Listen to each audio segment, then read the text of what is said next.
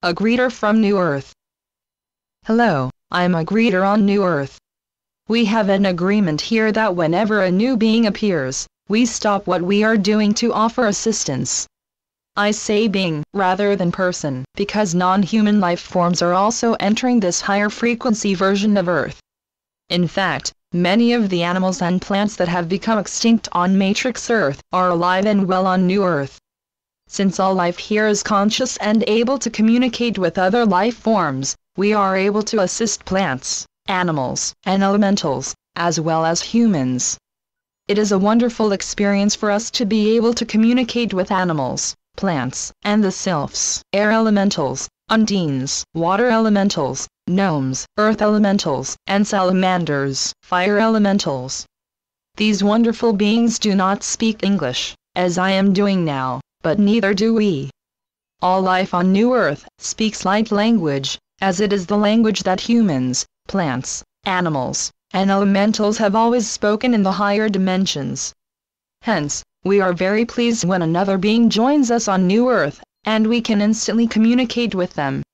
It is also an amazing experience for humans, especially the humans who have always felt separate from Mother Nature, to commune with all the plants, animals, and elementals. On the other hand, learning this manner of communication, which we call light language, is one of the biggest challenges for some of the new ones who visit from transmuting Earth. Because we have no time or space here on New Earth, those who visit us from transmuting Earth, which is the version of Gaia that has not yet fully expanded into the fifth dimension, are often surprised that we all speak light language. They try to move their tongues and express separate words in a linear fashion. This manner of communication is appropriate for a time-based reality based on separation and linear thinking. However, that means communication does not work in a reality that resonates to the here and now.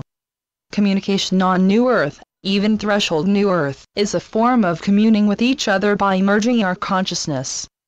In this manner, pictures, emotions, and thought forms are automatically transferred to each other, as well as into the group consciousness. In fact, whenever there is a new arrival, their entire history of incarnations in duality is instantly copied to the crystalline field that contains our world. This information also goes into the quantum biological computers that we can all access. In fact, I am communicating with you now via a quantum biological computer. We call them QBCs. When we first come here, we usually access our QBC via an interface within our living quarters. However, as we adapt to our new life, we realize that we can simply direct our thoughts into the group consciousness of the crystalline field, and all communications will be instantly available. Since New Earth serves as an interface between the third-fourth dimension and the mid-fifth dimension, there are many devices or machines for the new arrivals to use until they can become comfortable with their own powers, which are quickly activated within our group consciousness. Learning these new forms of communication is their second challenge upon entering our world. Their first challenge is to totally master their every thought and emotions so that they can stay here. When I first arrived here, I often helped visitors from Matrix Earth. My assignment was to assist those who could not master their thoughts and emotions. Therefore, they would arrive here, but were quickly lost in their fear-based emotions and/or thoughts. These fearful thoughts and emotions instantly lowered their resonance back down to the third-fourth dimension, and they disappeared from this reality. When I first returned to Matrix Earth on an assignment, I could not release all the fear-based thoughts and emotions that quickly attached to my consciousness. Then I remembered that fear-based thoughts and emotions are created when we feel limited and/or separate from any person, place, or thing. Once I remembered that fact, I found a quiet place in nature and communed with Gaia herself. As soon as I merged my consciousness with Gaia's planetary consciousness, I returned to the awareness that, within that now, Gaia was returning to her fifth-dimensional expression. That experience reminded me how important it was to keep my consciousness calibrated to the now of the One, so that I would not fall back into the third-dimensional illusions of the separation and limitation. When the new ones first come to fifth-dimensional Earth with the habit of separation and limitation, They are often frightened by the overload of collective information that is instantly available to them. There are also many different forms of life here on New Earth, which may frighten them. Furthermore, many visitors are new to the concept of thought transference and still believe that they cannot communicate with different forms of beings. Fortunately, I crossed over here with a group of friends. At first, I lost track of them, as everyone must find their inner fifth-dimensional self before they can perceive fifth-dimensional Earth. But, as soon as I was crossed over, as we call it, I saw my friends. We all hugged, exchanged stories, and comforted each other before any 3D fears or doubts could lower our consciousness. With the support of my friends, I was able to gain a level of mastery over my thoughts and emotions that allowed me to stay here on New Earth. Another thing that can occur when we first enter New Earth is that we suddenly realize that all our thoughts and emotions are shared with the unity consciousness of our world. At first, this realization can frighten us because we are not, yet, accustomed to this degree of unity consciousness. The new ones, who cannot find comfort and guidance from their new friends and mentors, may allow fear to lower their consciousness back to the third-fourth dimension. Because of this situation, many of us are using whatever means we can discover to teach possible new ones while they are still in the third-fourth dimension. It is for this reason that I am writing you, the ones who are ready to join us. We know that education and unconditional love are the best ways to heal all fear.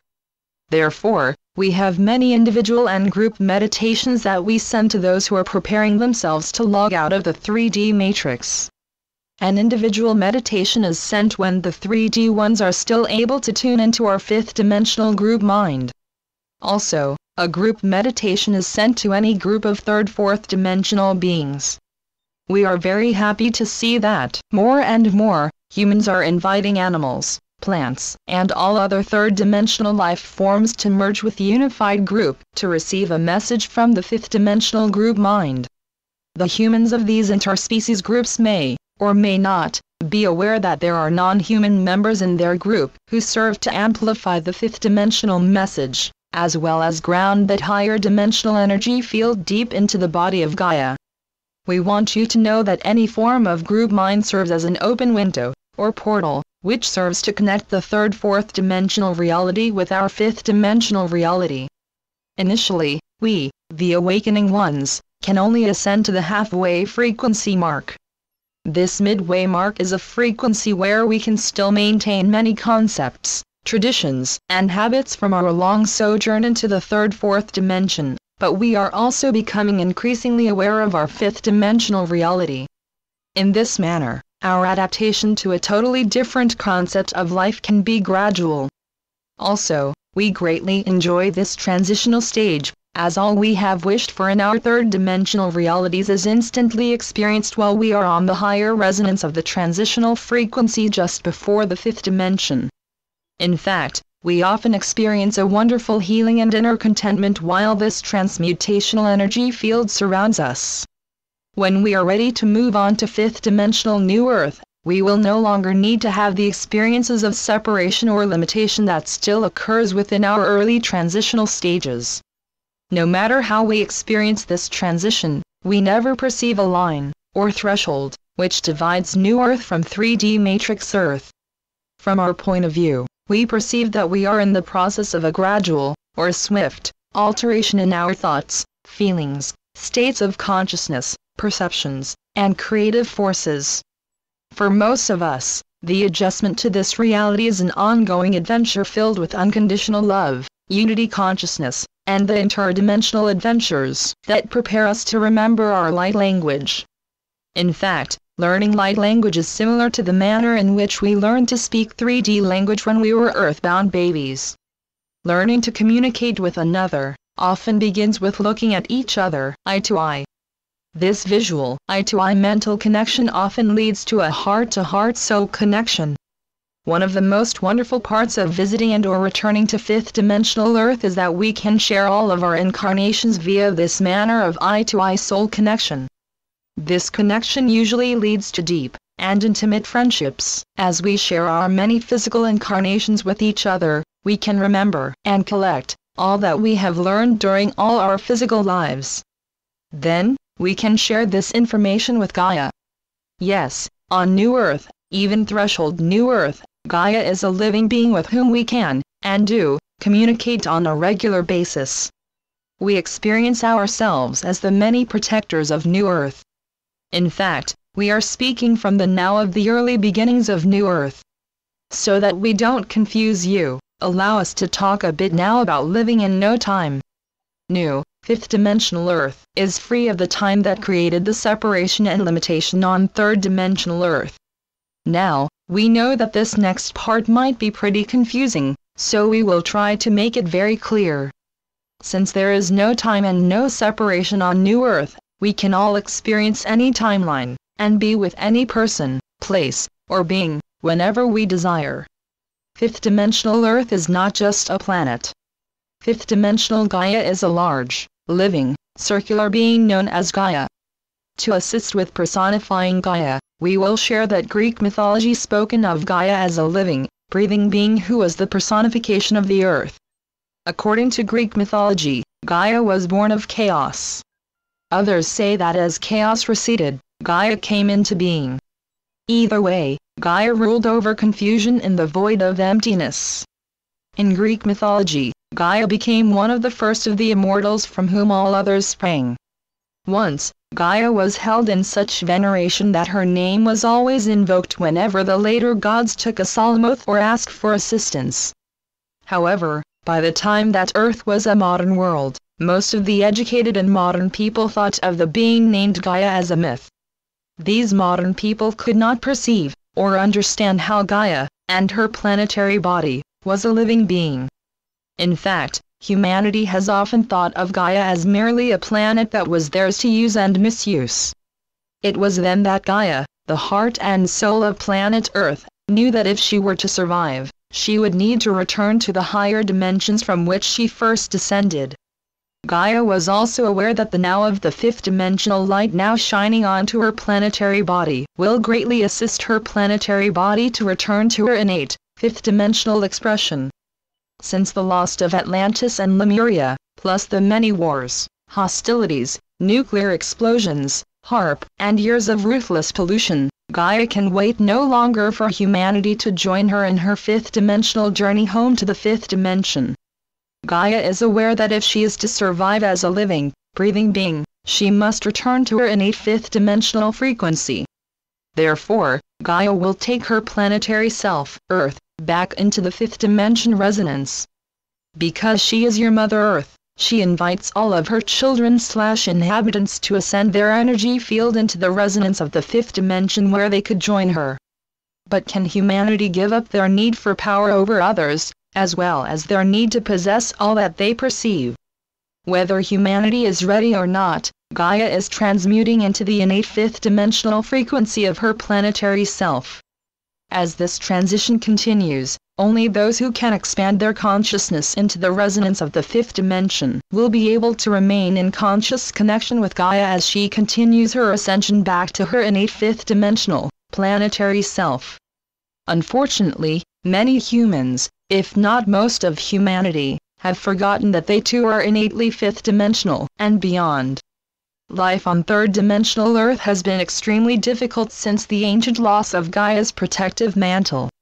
Then there was Gaia's loss of both Lemuria, then Atlantis, which was followed by the invasion of the many forces of darkness that chose to use Gaia's planet as a format for power over others. Fortunately, higher frequencies of gamma-wave light are now entering Gaia's planetary body. This light is also entering the physical bodies of all her inhabitants. The primitive people, as well as all the animals, birds, fish, even algae, will accompany Gaia on her return trip to the now of the fifth dimension. How many humans will be able to remember that Gaia is a living being? How many humans will join Gaia in her journey home to the fifth dimension? How many humans will be able to perceive and accept the higher light? How many humans will transmute back into their innate, fifth-dimensional light body? How many humans will know that the process of ascension is occurring now? Greeting from New Earth. We all hope that you will join us soon. I am one of the many greeters on New Earth. Channeled by Suzanne Lee. SuzanneLeePhD.blogspot.com